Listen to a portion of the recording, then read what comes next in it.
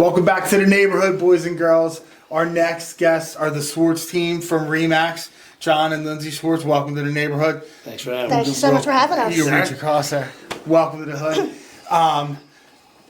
We met a little bit ago through a mutual friend of ours, and I've been watching you guys on social media. I really want to talk about the present stuff because I'm fascinated with that. But first, I want to do a little bit of pre-life stuff because I always think people's roots, the road that they traveled to get where they are today, is always really interesting.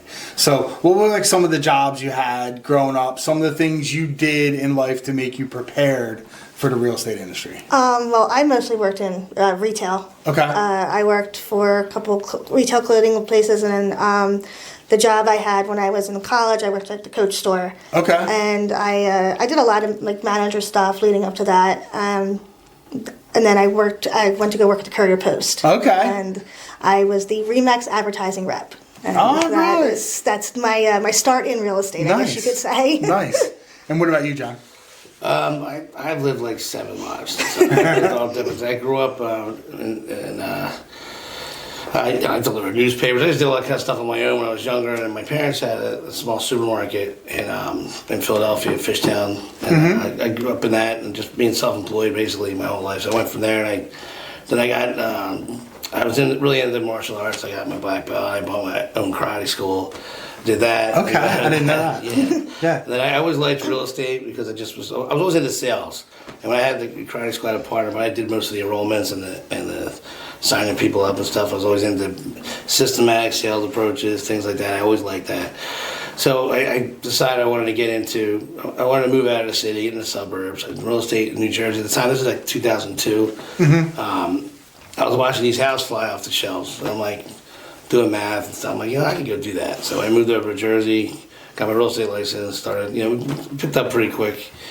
And, the market went really well from the 2, 3, 4, 5, 6, 7, and, Yeah. So when that happened, we basically changed our approach. We were dealing with investors, dealing with bank properties and things like that versus retail and short sales, that stuff. That's all probably circling back real quick.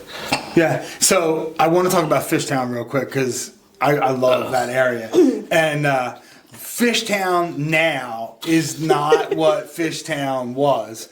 And I got a funny story. I was renting from Keith. I was renting some space from Keith. And my dad was born and raised in South Philly, and he moved to San Diego 25 years ago and hasn't been back really here. And I called him and I said, hey, Dad, I got an office.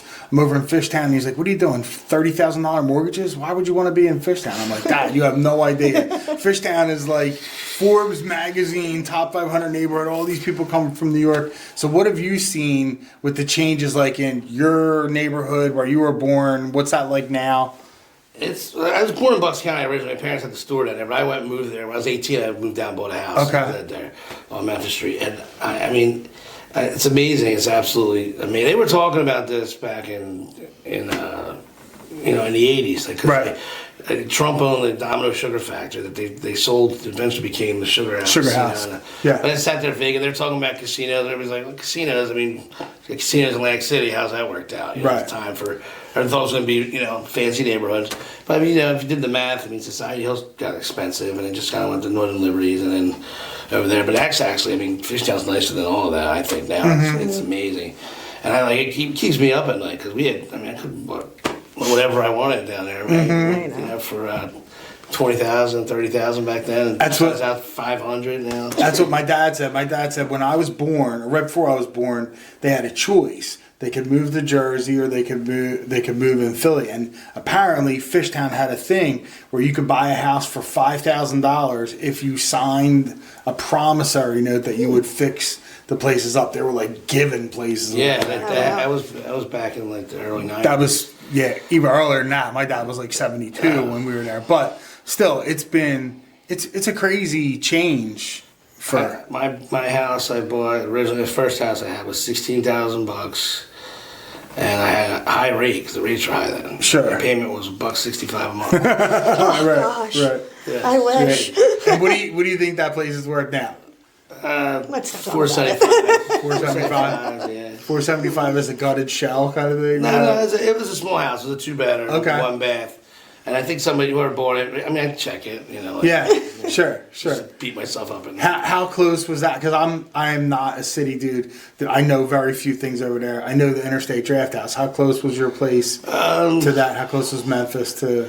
So that's on, I think, that's on Palmer and something? Yeah, Palmer. So that's at like Palmer and probably Belgrade around there. So it was about 3 blocks up, 3 blocks over. Okay, nice. Too far. Yeah, so it was. It's changed. I mean, a lot. There was always that area started. I think the Montgomery Ave was always very nice over there. They kind of spread out too. They were big, nice houses. They always went for a little more money because they were like 5 bedrooms over there. Probably equal to, similar to like a brownstone in New York, but it's really nice how it changed. I'm glad for it because I had a lot of friends over there. I had my best friends over there, even the ones I grew up with. I had most of my real close friends came from that area that I really like and respect. It's very honest, very nice, very loyal. You know, I'm really happy for those people that were able to get in there and own their, buy some real estate, hold on to it, Sure. stay there. Now they've even got like sections of Kensington. Now that's the hot. Yeah, thing. It's like East Kensington, West Kensington, North Kensington. That I would deliver pizzas on the side of my other job. We weren't allowed to go over there. Like the owner said we couldn't go. Yeah. So like, the only get shot come back and sue me. Yeah. All right. So let's talk a little bit about present. You guys are working as a team. I'm fascinated by that. My brother and his wife are in the mortgage industry. Were in the mortgage industry. They work together. I could never understand how that would work. So how do you? First person who said that. How do you guys make it work? What do you do that makes everything flow like a machine? Because I know you guys do a good amount of volume. It's not like you're struggling to do business. You have a well-oiled machine. What do you do? How do you get those processes in place? I think that the best, the one thing that it's like, that makes it where it works well for us is like, so you're in the same business and you have a great day, right? And you have a bad day, let's say, like all your stuff's falling apart, but you're playing, That's more likely. She's at home, and wife's at home playing, she wants to stay at the Polynesian in Disney. And like, I just don't want to talk about that now. Like, yes, that's 3 months. I'm going to, we can do that, but just not really. We know when we both have a bad day. But days we want to talk about that, or some days we just want to forget about it and grab a bottle of wine. So I think that works for us well. And knowing it, so we all know where each other are coming from. Okay. Together, I think that's really helpful. That's one thing I was always, when we met in this business. So we've always worked together. So that's she what worked works at for us. the Courier Post. I would put my ads in there. That's how we met. We would talk over the phone back and forth, and then she came to work for me, and then we started working together. I bought an office. I was totally disorganized. Right. I actually went to like a seminar. They said like, if you're a disorganized person, don't try to organize yourself and don't beat yourself up. Go hire somebody that's organized. And she was very organized because I was disorganized even with the ads. I would just. You'd get lunch at due date time. I'm like, she'd be calling, what's the like, ad? where are you know what? you? I'm like, just skip it this week. She's like, no, I don't want to skip it. It's my commission. Right. So she's like, just give me the addresses and I'll figure it out. She'd call some other agent up and get their MLS code and put the stuff in the bag. And stuff like, well, you know what? I can have her working for me. She could be a big help. Yeah. You got the yin and yang, the strengths and weaknesses kind of thing. That's awesome. Yeah. So when you're divvying up responsibilities, is that how you do it? This is what I'm good at. I'm going to do that. This is what you're good at. You're going to do that. And we change. It changes. Like sometimes, like so when we were real heavy with doing a lot of REO stuff, the corporate stuff, there's a lot of back end compliance stuff that has to be done. She did that and back because that market was stronger. And when it's retail now, we both kind of do the same thing. She's been selling a lot more now, so we kind of work together. And then we have other team members that help. That we delegate some things to that help us out with some of the things to go back because we basically had to change our whole business like twice. I was going to say in place. Yeah. It was a different world. Sure. Every 5 years, you kind of got to reshuffle and change it up and move forward.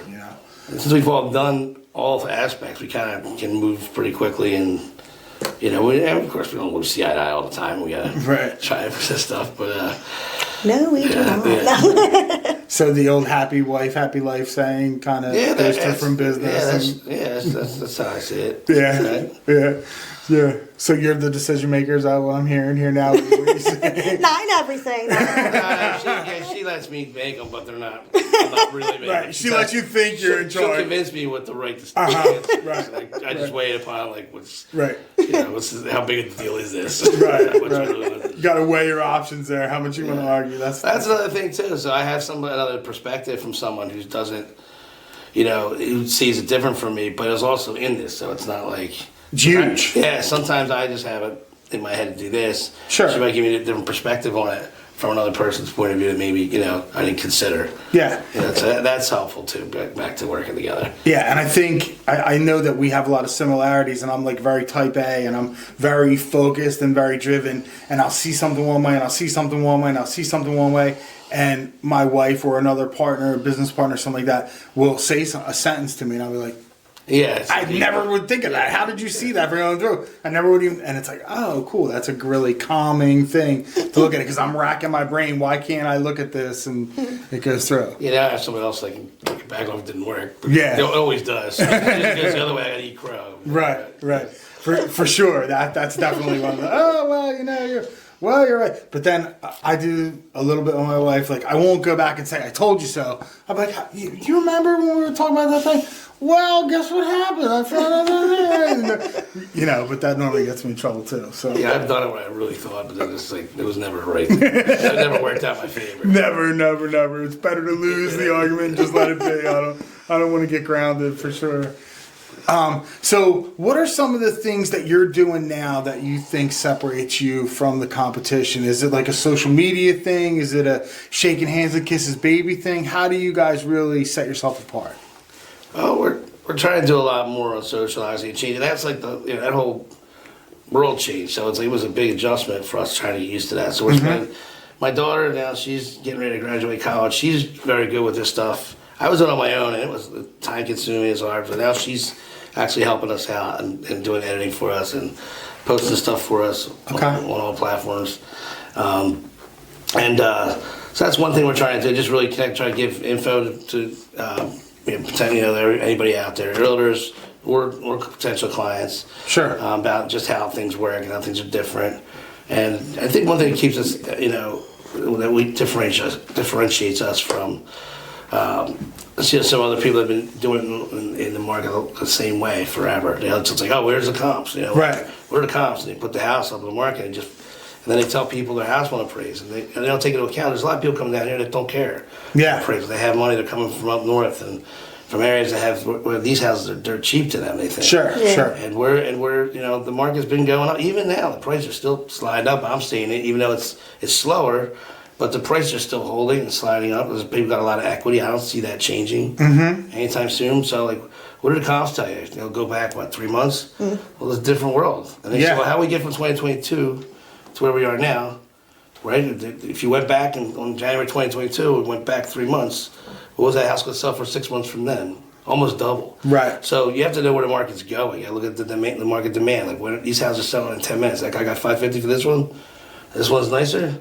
I'll throw it up at $6, $50,000 higher. Right. And guess what? I'll get multiple offers on it. Now, this time I'll never sell that because they ran the comps on it. Well, that was last week. Yeah. Azalea bushes are blooming this week. Yeah. You know what I mean? It was pouring rain. It's a different world.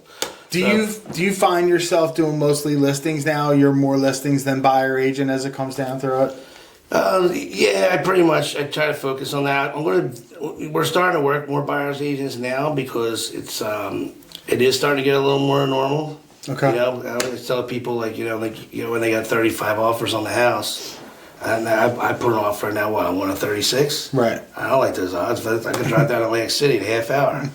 You go 1 on 36 on the roulette wheel. I don't want to out here getting everybody yelling at me. My buyer's mad. Right. So we try to put ourselves in a position to succeed. But it is hard right now with anything on the market, like off market stuff. To get stuff that's about to come soon or something, buyers are it's great to work buyers in that right now, but it gets frustrating when gas is $350. Sure. But unless it's a referrals, obviously we always work. Sure. Yeah. And you were like a really big in the bank owned stuff for a while. Has that market kind of dried up as the bank started to come back? Yeah. It was back. dry. It was very dry. It was dead for a while because the values were going so high. They were exceeding the loan balances. And even if people walked away from their house, the sheriff's sale, investors are buying them. So Sure. the banks aren't taking them back. they're buying them and over the balance of what the loans are. Yeah, the bids are high. That's Yep. starting to change a little bit. So we're starting to Okay. see more of that come through. We have a lot of we're part of a big network that has a buzz on that business. So we're starting to see things happen that are going to turn it around that way. Okay. And we're looking forward to that because that's the business we like. It's numbers. It's kind of it's easier. To work, especially when because it's more of a they work bankers hours. Right. The clients, so they're Right. not, and there's no personal attachment to it. People. It's all numbers, no emotion. Sometimes they're like, they got 600 for that house, and I want 625. I raised my kids here. I'm like, well, that's not part of the math equation. Where can I equate that to a dollar figure? Exactly. How much is that worth? Yeah, and the bank and stuff. They're like, hey, what's it worth? You give them an honest answer. As long as you don't give them the wrong answer, too low, too high, or something like that, then they'll keep giving you business. Yeah. All right, so let's talk a little bit about future. We did past, we did present. What are some of the goals that you guys have as a team or individually? Something that put the calendar 2 years in advance, April of 2026. What are some of the things we see the Swartz team accomplish in the next 2 years? Well, we hope to definitely be licensed in Florida. Okay. That's Perfect. the movie- Love Florida. Yeah, it's the move we want to make. East Coast, South Florida side.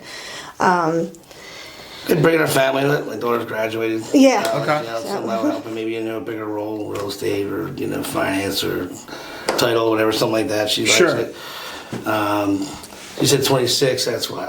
That's in 2 years. So yeah, Jack's a little further off from that.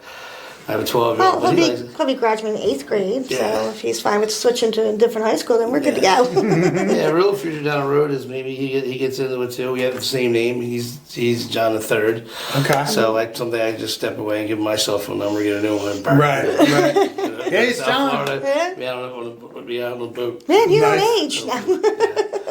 What about like mentoring new agents? Are you doing any of that? Yeah, we're There's starting plans to for do that now a little bit. Yeah, that's something that we definitely doing it down the road.